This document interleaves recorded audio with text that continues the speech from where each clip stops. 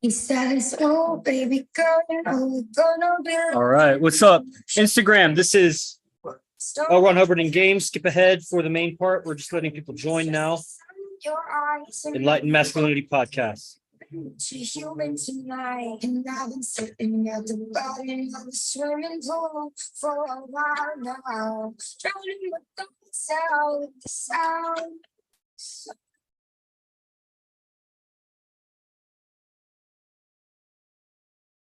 Do you feel like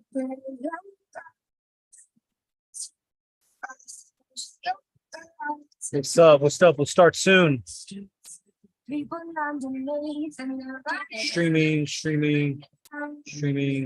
Good. And guys, if you want to be on my Telegram group so you can join the Zoom, then send me a direct message.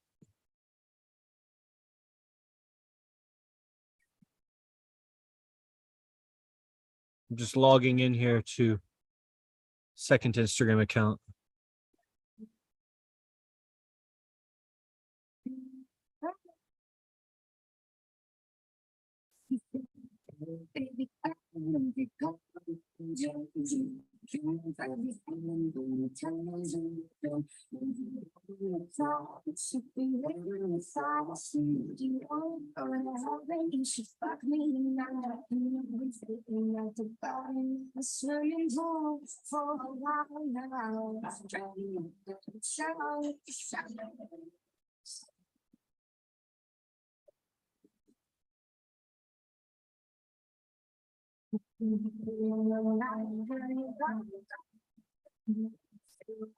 Awesome.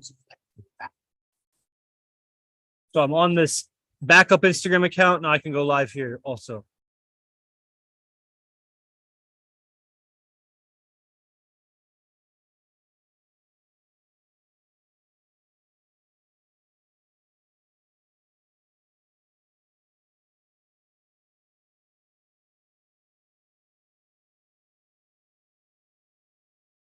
Oh, well, let me go live on this. What? Again. I don't want to reel. I want to go live. Ah, there we go.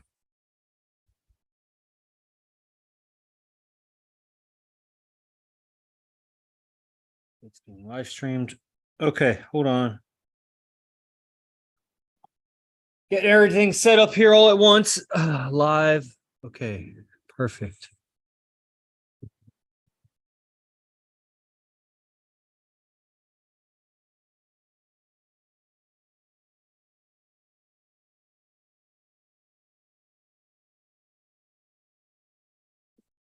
Take it slow.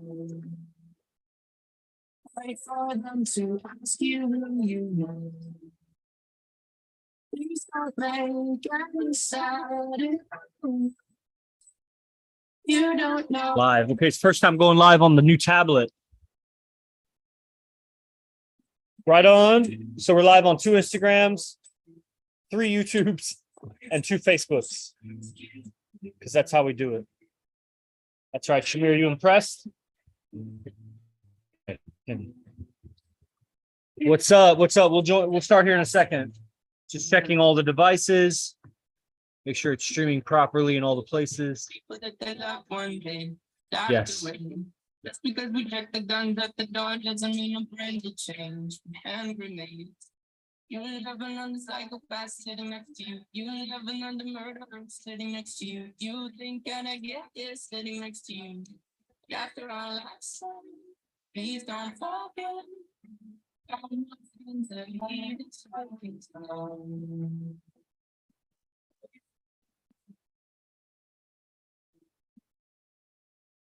What's up, guys? We'll start in a second.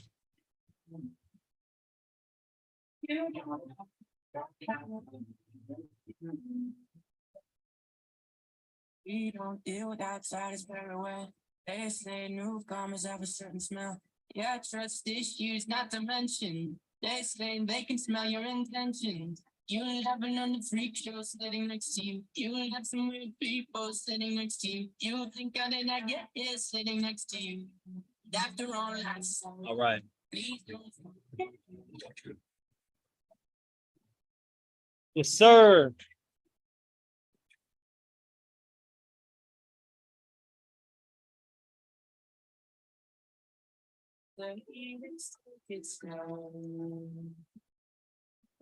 What's up, T1111P?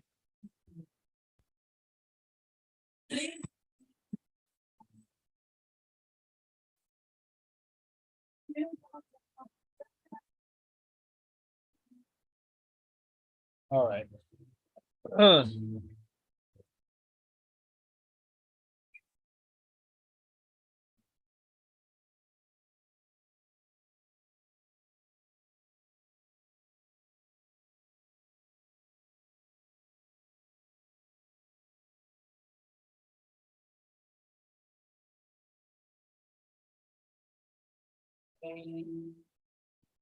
I tried to warn you just to stay away.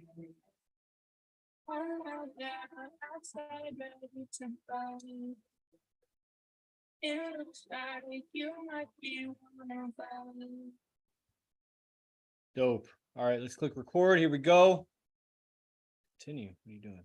Why did it stop? Dang, right as I was about to start. Hold on. This live ended on me.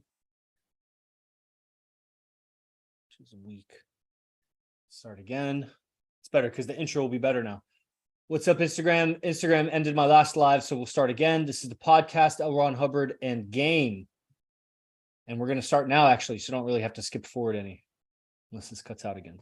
All right, record to cloud. What's up, everybody? I'm Yogi Chris's Enlightened Masculinity podcast, coming to you on all the platforms, Apple, Spotify, Podbean, and everything else, Amazon. There's like 14 or 15 platforms we're on. So shout out to the podcast staff that makes that happen. Josiah makes the flyers. Officer Jeremiah does the posting. Tony Kazmiski schedules my guests when I have those guests. And I couldn't do what I do without the staff. So shout out to them. That's why they get shouted out. Everybody who listens to this should know who they are. Dang, this live video ended too. Man, why we had guests? Why would it just end? Anyway, I won't fuck with it because I'm just starting it on the tablet. That was the first live, so I'll fuck with it later. Welcome to the show. Today I'm talking about L. Ron Hubbard and Game, and why I'm talking about LRH and Game, besides the fact that I just want to. And that's what happens when you have a show that's 350 episodes deep, and I don't rely my income on my audience being there. So I can just talk about what I want to talk about.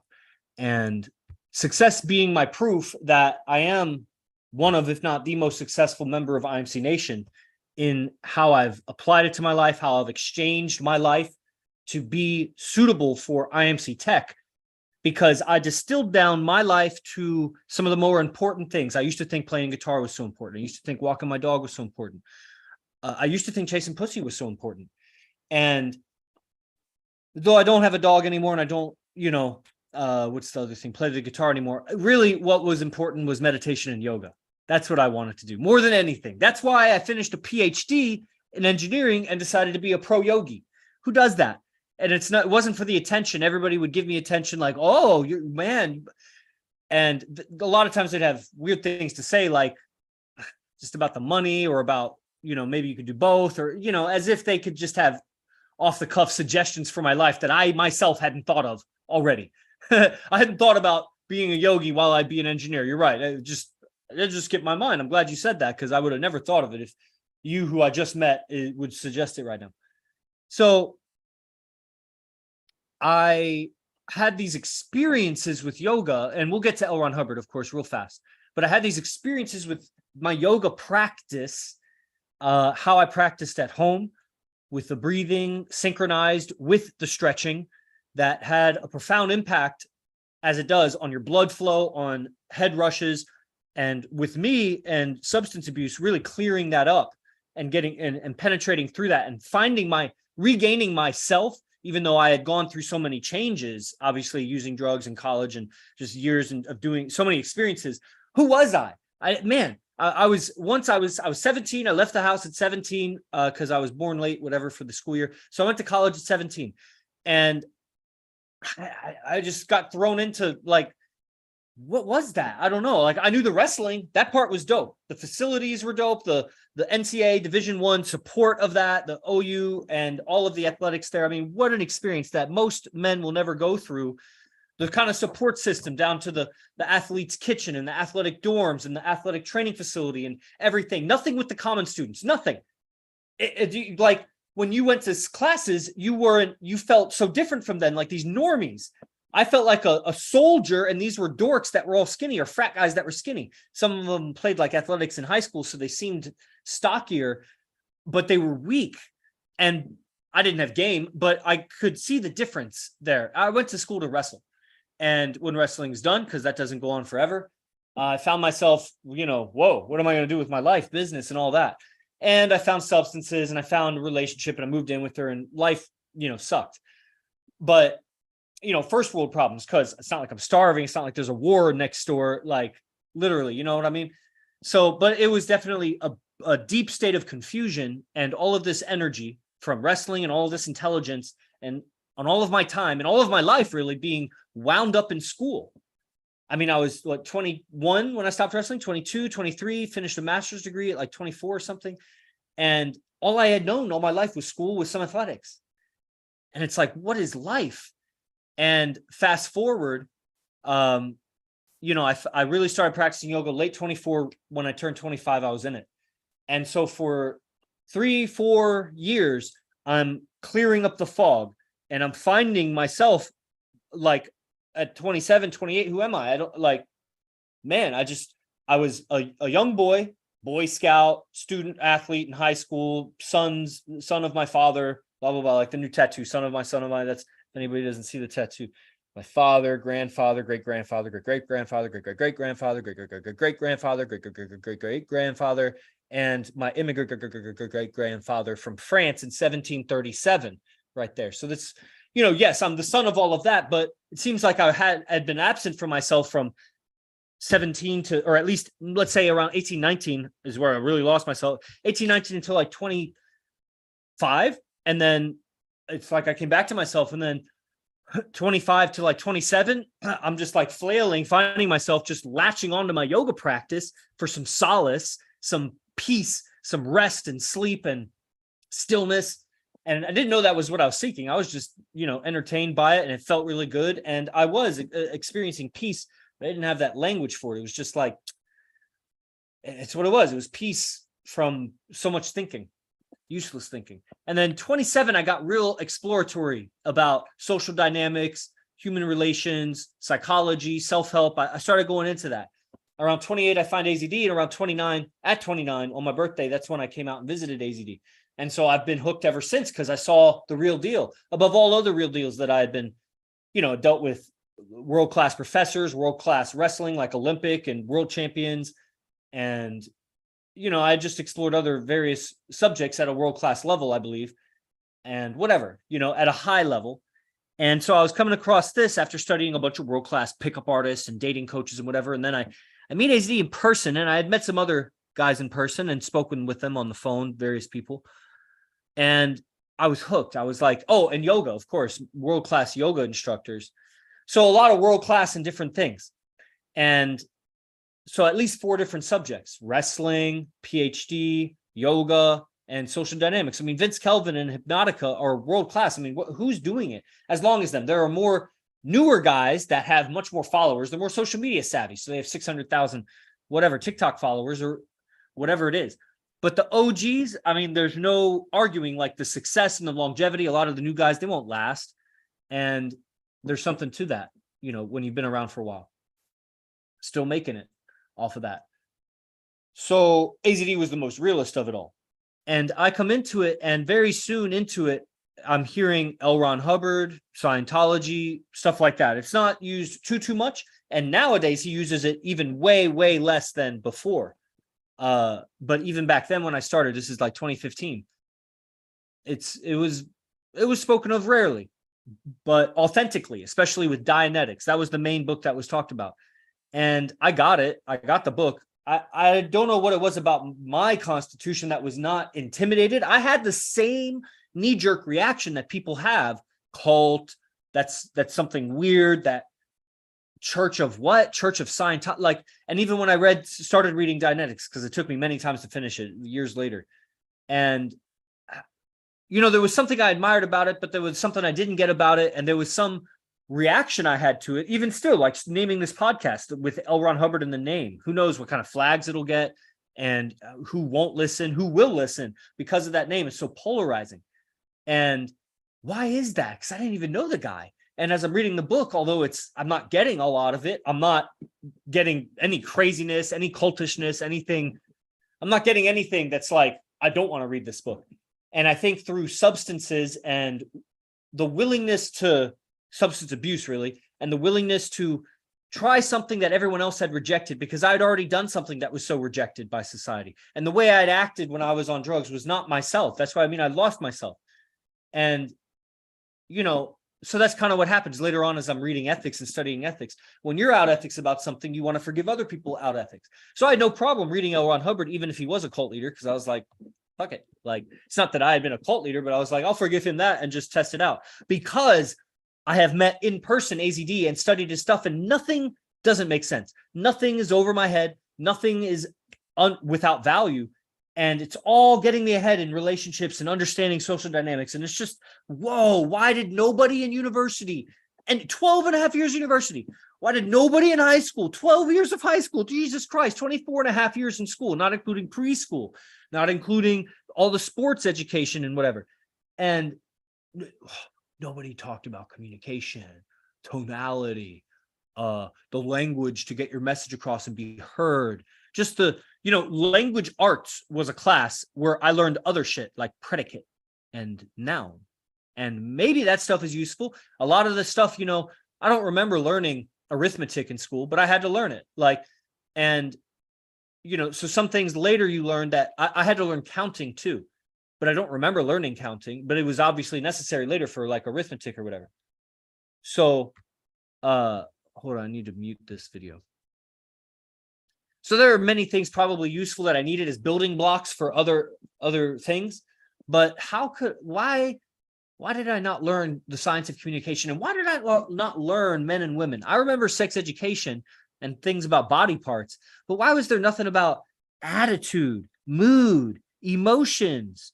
And if it was, why was it passed over? So I don't know. I didn't get it. Why was the message not delivered in all those years? And so I was left as a numb 27 or 28 or 29-year-old, didn't know how to express myself, had all these genetic impulses towards women and money and value and power and prestige and acknowledgement and all of these things that I'm driven for, the pro-survival, but I didn't know how to get them. I only know indirect ways to get them, like get the acknowledgement by being a champion wrestler. Get the girls by being a amazing musician or a drug dealer or something. And really in the drugs, like create artificial feelings of survival, artificial feelings of doing better in life, artificial. Feel like you're doing better.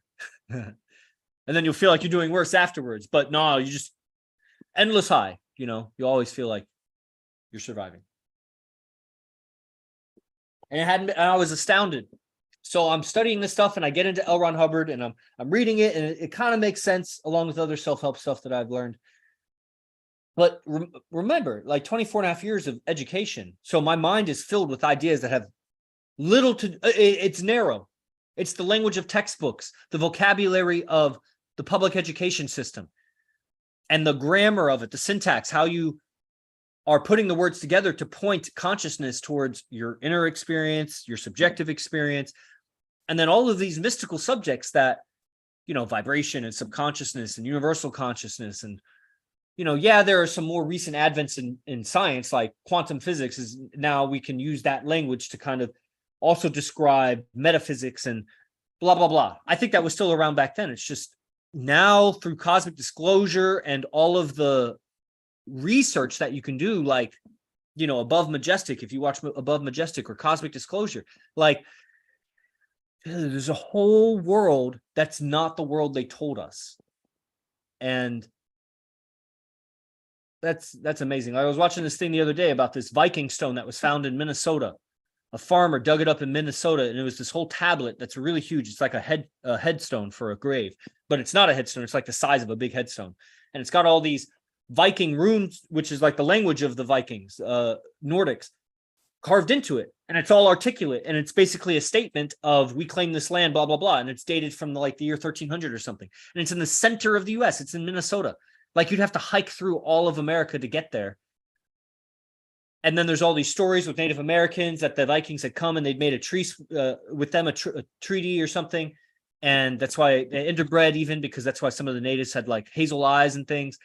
And so Vikings came up. Now, where are they? I don't know. They didn't succeed. They didn't. So it's not their land. Whatever. They can claim a land, but then if you're not there for like 400 years before that, then, or if you're not there for 400 years after that, you don't till the land. It's not yours, and someone else comes in and takes over. Then they take over. That's what it is. But why did I not know that? Why Christopher Columbus discovered America but never stepped foot on United States territory? But the Vikings, they didn't that's not even mentioned.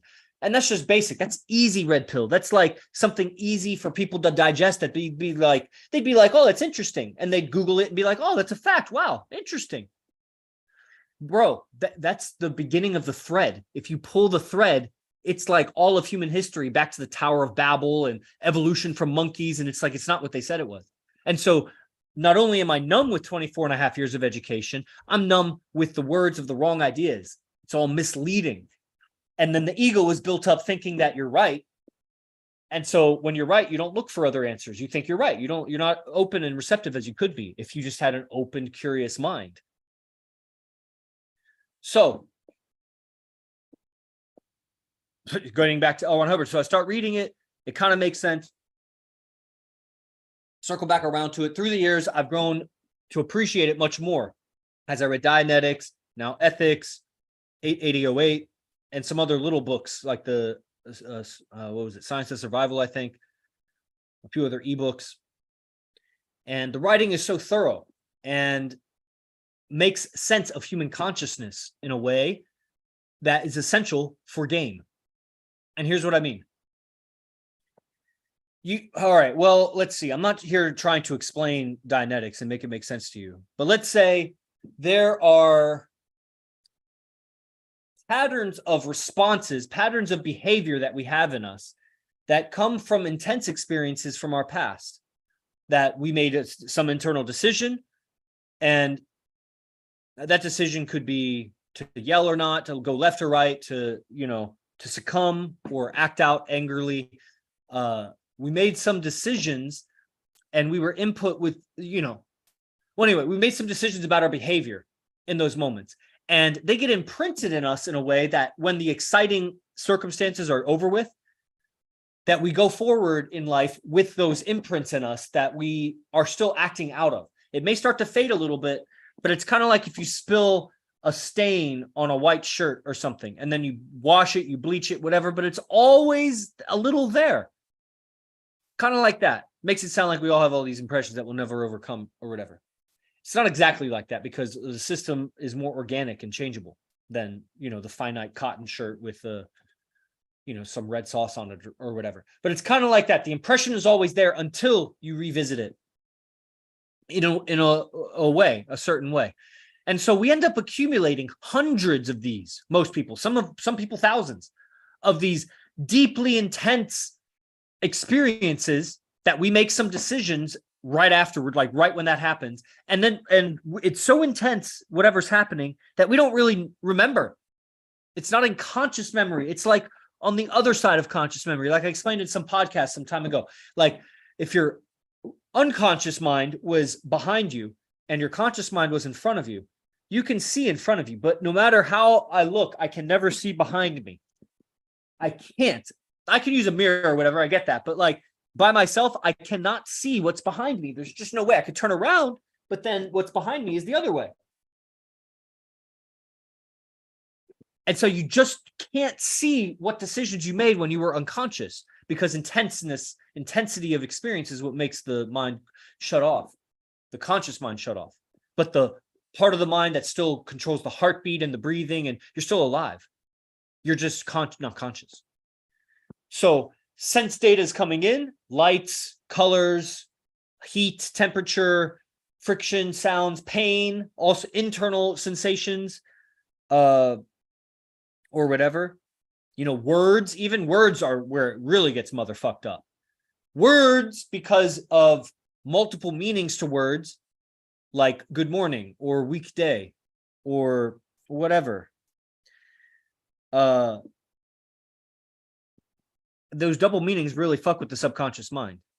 But we're not here to like disentangle all of that. I'm just explaining that there's many layers of impressions in us, deeply in us, that our behavior emanates from without us even knowing. It's like the slightly stained t-shirt that we're acting out of. And these layers get more or less activated, more or less bright, more or less influential over us, depending on things that we're not aware of, outside influences that we haven't connected to those behaviors. We don't see how the red light or that siren, or when they say that thing, or that particular kind of looking individual, or, you know, the mind fuckery of it is that sometimes something will happen, something random, seemingly random in the environment, and we'll say something to ourselves, and we react to our own self-talk. We can trigger ourselves. It's stupid. It's so stupid. It's literally insane, like per the definition.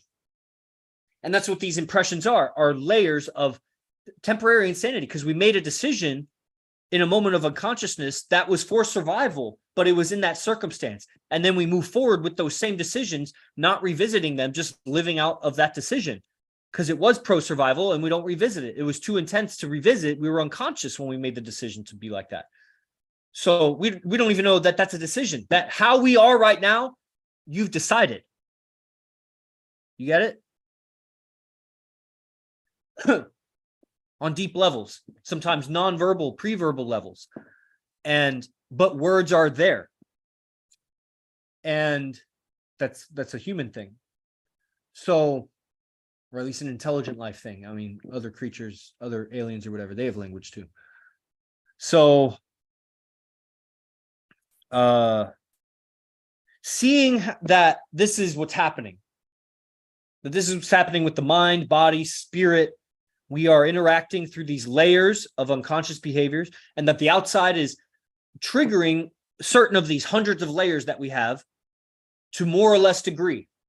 And that's bringing on our moods, and it may be bringing on these fits of anger or sadness or depression, or what we've come to call darkness. Man, I'm really proud of this podcast, dude. I'm really weaving it together like a master.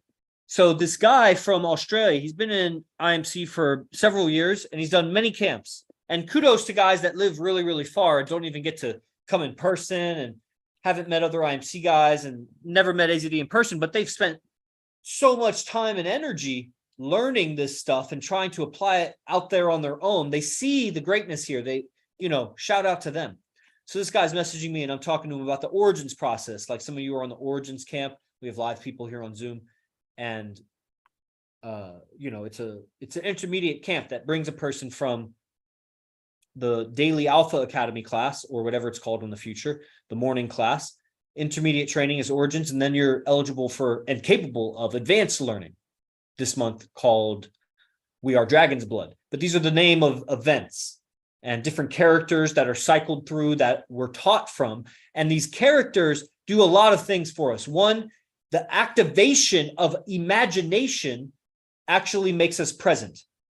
There's a difference between daydreaming and creating with your imagination. And when you can create with your imagination, it makes you present and empowers you. And using your imagination to come present and to project your imagination into the future and even the past takes control over the system. You know how I said, like, you can't wash out the red in the shirt, but the mind is different. You can wash out. And it sounds bad when you say washing in mind, like mind washing, but you can clean out your impressions through intelligent use of your imagination, forward and backward projecting and creating. And so these characters that AZD teaches from helps us do that. And it aligns our imagination with the most useful, or the second most useful thing on planet Earth, and that's replication.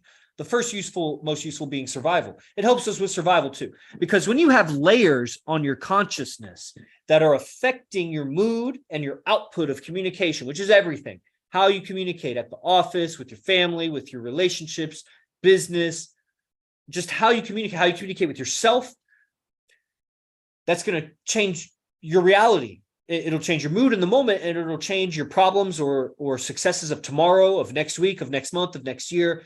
Eventually, your life accumulates off of your communications and the results of it. And if what's affecting your communications, your emotions and your mood, your state of mind, that changes everything. Your tonality, what words you decide to use, your body language that comes along with it. And you don't realize how much that's affecting people in your world, because you have been you all your life. You've made decisions along the way to create you. And so you've been getting consistent results as per your character. So looking at your character from outside of you, because your character's made up, but you are not. You are real. You, whoever you are in there. You're not your name. You. Yeah, you. You are real. You are imagining yourself, your life, who you are, what it all means to you. Yes, there's really a rock there. You don't have to imagine the rock there. But what's it mean to you? Why do you think about it when it's not right in front of you? Maybe a rock isn't the best example, but, you know, we're always thinking and we're reacting to our thoughts. And those are running on the railroad lines of grooves in our consciousness, in our subconsciousness. We're running patterns. And another way of those patterns is, you know, what L. Ron Hubbard talks about. And he really breaks it down and spells it out in a way that's, you know, the modern language of mystic yoga, ancient yoga. It's the same thing, ancient Buddhism, how they explain consciousness. So this is important for AZD's game and for all of our game, because when you're interacting with a woman, you know, it's such a deep, you know, bond that you have with the woman. Whoever, you know, it's not every woman, but I mean, your relationships with female, all the way from mom to any other female relatives to mates, all the way to new girls you're talking to and stranger girls that you haven't even started talking to. Any girl in your consciousness, your relationship to the female form of human is so deeply genetic. That's going to trigger more. It's going to trigger you in ways that nothing else in the world can. It's funny. Andrew Tate had some video about like a female relationship can get you when she supports you, gives you, it's something like a, you know, a kind of power that you can find nowhere else in the universe. And it's like, dude, she can trigger you like nothing else in the universe. Thanos could come down and like slaughter your family. You still wouldn't get as triggered as what a woman does. Or I mean, you might get triggered, but it would be different. Like there's things that only the woman can do because of your relationship to mom and women growing up and all that stuff. And the decisions you made in traumatic experiences. It doesn't have to be like you were getting beat around or electrified or something. It could be remorse or guilt or grief. Like if something's taken from you or somebody dies or your dog dies and some bitch says something to you that's rude and it goes in there and you make some decision how to act right after that. You know? So the process that AZD teaches, origins, how we teach it, and the ongoing advanced process. Another way of saying advanced camps is advanced processes of the mind that serves many purposes. Yes, we are relationship experts. We're experts of psychology and communication. And so how to have control over the machine and the instrument to communicate. And then when we have the power, when we have the reins of our communication, what would we do with it? What would we want to do with it? We want to make money and have women. Ain't no shame in admitting the truth. Why wouldn't we? And quality women and quality of money. How did you earn your money? I could go out and be a male stripper, or I could go, you know, feed a soup kitchen, or I could, you know, be an engineer somewhere, help make someone else a bunch of money and improve whatever that industry is. Or I could do IMC, spread awareness of this very, very vital technology that's not taught really anywhere. there are bits and pieces. The most relevant pieces would be Scientology, would be pickup artists, would be yoga and other ancient mystic lineages, and would be possibly the self-help industry. Like, so if you combine all those things, and then also perhaps to a lesser degree martial arts, the mental teachings of martial arts, definitely the mysticism and the ancient mysticism. But as far as like martial arts is here, I think it's to less degree than all those, but still very important. And then there's all kinds of other influences here, but none of them have it very well. And they're all suffering on women except the pickup artists, but they are too, because they're beta and they're not as well holistic. So they're suffering because a man is suffering if he's in a beta dynamic with women. So it's important to AZD's game and the game that we have, because we need presence. And the world is going to trigger you in ways that takes you out of presence and makes you reactive.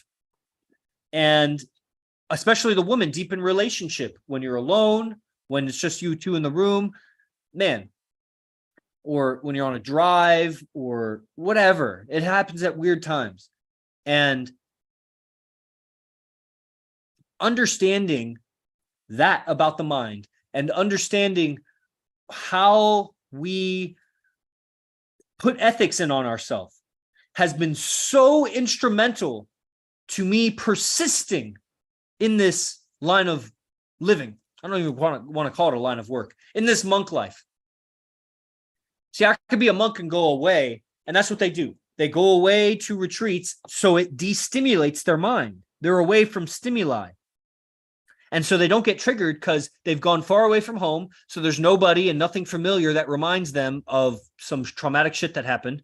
And if they do happen to come across something, a certain kind of tree or a sound or whatever, someone comes and visits them, then they're far away from many influences and they're practicing self-control and they're limiting their sensory input. But that's a very reclusive way to go about it. I don't know that it does the same thing or to the same good that we do, because we're in the world. So we're cleaning out our system while interacting with the world. So while we're mastering the world, mastering how to communicate in all of the situations relevant to our life, to get ahead, to survive better, while we're materialistic like that, doing that, winning the game of life, we are also monks, cleaning out our system, cleaning out the patterns of our impressions and our actions and decisions, so that we can step to the side quantum-wise, like step into a new universe of being, because I am real, but my character is not. My personality is not. It's an illusion that will be gone in thin air when I'm gone, and maybe just left as a little impression in people, whoever watches my videos or knew me in person. And then that'll be gone when they're gone. And hopefully, you know, we build a legacy and I'm known for a trillion years. And, you know, what would I have to do to be known for a trillion years in this universe? I'd have to do some really damn good work. Man, I'm thinking small. Shit. That was amazing. I just said that. There's even just thinking like, man, a trillion years, I'd have to outlive the planet. I have to be so vital to the planet. I don't even know if Jesus's name will last for a trillion years. Maybe, probably. It almost sounds blasphemous to even say that, but thinking like that literally is expanding my mind tremendously. So presence and character development. The world of relationships is not what it once was. And truth be told, I think it's going for the better, honestly. It's getting more difficult, but in good ways. That women, I think, are finding, and they will continue to find for the next 10 or 20 years or however long it takes, that the decisions of feminism and their lifestyles is very unfulfilling. It does some things that are good. You know, it's good for the child to leave home and see how difficult it is out in the world, learn, get their knocks, come back home and come back home humbly. And that's what's about to happen to women. Women are about to come back home to the man and say, I don't want to do that anymore. I have a new appreciation for what you did. Meanwhile, while they're gone, the men have to check themselves and be like, man, I can't get this woman to stick. What do I have to do? Now, most men are going to submit and succumb and do weird things, but that will be revealed as the weaker option because we're in a globalist society. So we're going to see all the options. So when men step forward with their alpha behavior and they're getting beautiful women and there's loyalty, trust, honesty, and integrity in these relationships, no apology, you'll be forced to see that. You have to see that. It'd be like seeing UFO. Like first time you're like, nah, it's a trick. Second time you're like, it's camera angle. And you see enough and hear enough credible witnesses and you're like, fuck, I've been living my life assuming that's not real. I've been living my life assuming the government's not hiding a whole world, a whole universe of technology 1,000 years ahead that they're just hiding. And some of them have access to, and they're living incredible lives in space, on other planets, in other dimensions, warping, shifting, interacting with aliens. I wouldn't exchange my life now for that, but it's like, fuck, man, let me let go of the ideas that I have that are so deep ingrained in me that, you know, even we'll get triggered when those ideas are questioned, when your ideas of religion, when your ideas of how the world works, how the, you know, for me, like the geology, there's a honeycomb in the earth. So there's big holes in the crust, giant holes the size of states, that ecosystems live there, and they've evolved totally different from surface ecosystems. That's a hard reality for a PhD. I never heard that. That's where my PhD is in. That's my subject. So it's like, what? You sure? Man. So my PhD is bullshit? Fuck. I guess it represents hard work and discipline and blah, blah, blah. But you mean the information that it represents, my environmental science PhD, is nonsense? Damn. Don't I feel duped? You know how guys must feel when they find out at the kid's 18th birthday that it was never his? Man, I feel like my education's kind of like that. It's not quite that, but I'm all indebted to the school system and whatever to get a piece of paper about bullshit. It's like, whoa, man.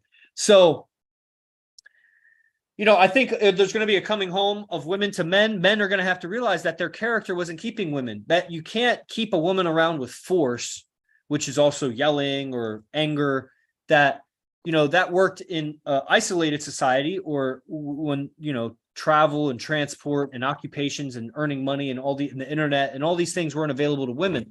They're still going to be unfulfilled with that. But if it's a question of unfulfillment with a man or unfulfillment living a life as a man, a lot of them are going to choose living life as a man. Because they're short-sighted. In the long term, in the short term, it's better. In the long term, I don't know if it's better. It's probably equivalent. It'll be worse in the later half of life, but overall it's like averages out, you know, versus being in life with a man that you hate and grow to hate, but you're secure, you know. So it's just the rare few who can satisfy the woman for a long enough time that she voluntarily stays. And so in order to stay, she needs to fully submit 100%, 100%, not 110%. That's not possible. Not 99%. It's not enough. 100%. Or I'm not committed. And I don't even have to be committed if she's 100% committed. But if you want any hope here, you're 100%. Because it's to your benefit more than mine. You're basically, I'm adding weight on. Because I'm a man on a path. I'm a man aligned with the tribe, and everybody in the tribe is on a path. And this path is so unplugged from the normal guy out there and the normal society out there. They're just sinking in deep quicksand of their own mind. They're just getting more deeply enmeshed and never revisiting their consciousness. Meanwhile, we living the monk life, living on the floor, sleeping on the floor rather, you know, early wake ups, cold showers, fitness and fight training every day, meditation every day, watching what you eat every day, studying philosophy every day. That's what every man in IMC Nation does. Every single man. That's the basic. That's the basic of it. Then they're also showing up to class or watching a recording every day that has to do with upgrading the mind, using the imagination, communication skills, and the most recent innovations of how to relate with women. And then, of course, the interdialogue of it, the mastermind of it. And so we all advance. And along the way, you will advance enough, let's say 10 times more advanced than when you started. When you're 10x when you started, that's when you'll probably be capable of a proper dynamic with a woman where you're dominant, she's submissive, and you lead, she follows. Now, if you keep that going, will be dependent on how much you keep studying. You got to stick with it. And because whole new levels and whole new devils will reveal themselves. Then when you 10x your power again, then you'll be capable of 2 women. So when you're 100 times more powerful than when you started mentally, then you'll be capable of holding down 2 women effortlessly, meaning you just move forward with life and they keep orbiting you. You go left, they go left. You go right, they go right. You just have to tell them. Whereas before, you go left, they go right, you change direction, you go right again. Or you're with 2 women and they're spiraling in weird erratic behaviors and you're just kind of following them around. That's what guys, they think they're players. They have 2 girls, but really they're just following 2 women around. Versus having 2 women where you're moving through life and they're orbiting you. I think this is making sense. That's why everybody's staying on and watching for so long. Okay, but we're going to wrap it up right now. So, very important, ethics, Dianetics. Those are advanced readings. You'll probably never get to it. Most people who join will never get to it. And, you know, I think that'll limit you. Because understanding when you dip in your mood, you've behaved in some way that you're not proud of. And that you compromise yourself on some level. And it's not a problem, man. You're not going to fucking hell. You just got to address it. And you need awareness. You need confront. You got to be able to confront the fact that you fell short for yourself. And that's what's so difficult living with AZD, because he doesn't slow down for you. He doesn't dumb himself down. He doesn't be less successful than you. And you have to confront that. You know, one, you're being reactive because you're talking to yourself or something. You're seeing something that's re-stimulating a part of you that's not you, but you got to get aware. So you got to stay on your process every day and be using your imagination and stay on everything else in the process. And then the other thing where you see that there's 2 arms, 2 legs, a voice, the same language, and you could do the same things. Why aren't you? Your personality is made up. It's an illusion. You're capable of all the correct gestures, actions, words, things to make all your dreams come true. If it's humanly possible, you could do it. Why aren't you accessing it? Well, because it's a needle in the haystack, man. You got to find the code, the key code entry access to success for you in this universe. And that will require your imagination. It will require persistence. And it probably requires a leader, teacher, someone that you can learn from to shortcut your path through the mud and the muck. And society's changing and everything's against you. And it's not easy. I don't know how many will succeed. But I'll die trying. That's what I know. Or I'll succeed. I'm already succeeding in that fact. I'm the yogi that if you tell me I have 1 billion lifetimes of prayer before I meet God, I'll say, well, right on. I guess I'll keep praying because that's a finite amount. I just got to whittle away at it. Keep praying. Because if I stop praying, it's still 1 billion lifetimes. It'll be 1 billion when I start up again. So I'm going to do it. And I've made that decision for myself. So the study of those books, this path, it's very important. And lecturing mostly to an internal audience of guys that are on IMC that are on the Zoom. People on Instagram, the other Instagram cut out, but this Instagram, they probably liked it. People on the podcast platforms, let me know what you thought about it. Comment, follow, of course. And hopefully it did you some good. You know, this is the mixture of game with Scientology. And it's like, what the fuck is that? Scientologists aren't good with women. And people who practice game are just as dorky and nerdy about Scientology and L. Ron Hubbard's writing as anybody else in the world. So this crossing of these 2 subjects is what makes this such a world-class movement of philosophy, so cutting edge and so successful. Because to do what we're doing with multiple women, with the most beautiful women, also in Silicon Valley, man, Jose, not a lot of women here. And, just what we're doing in the world, the feminist culture of today is so amazing that until you try it, you don't see how much horsepower, intelligence, and resilience is needed to make it work the way we work with our private parties and our TikToks and social medias and the philosophy we put out there and the loyalty of the people that are learning this stuff. It doesn't exist out in there in the world. And if it does, it would be some other very suppressed organization like this that's probably, doing something amazing. There's a lot of things in the world I'm probably not aware of. But I am aware of what I'm aware of and the thousands of guys I've talked to and all of the industries and all of my life experience that I've explained, like on this episode and past episodes.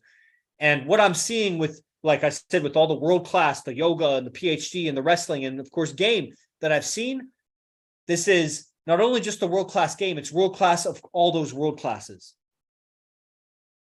And so this is a high level world class. And it's something so vital that's rare to be learned, rare to be taught. And what it takes to learn this properly is seeing it for what it is, that the value that it is, the $20 million diamonds that it is. And what are you holding on to that's preventing you from upgrading? It could be possessions, it could be limitations, it could be habits, it could be relationships to women or your family or something that's holding you back that you're holding on to, and it's just holding you back. That's it. You. And I don't pretend to understand everybody's journey, but I know it's a journey and you'll have to go through it. And I went through what I went through, and I can speak through what I went through. And I believe if I could do it, you can do it. And where there's a will, there's a way. And if you want it bad enough, then there's a way to make it happen. That it's all in a state of mind. And if it's going to be up to me. That's you. See you on the next episode. Jay Guru Dev. Oh,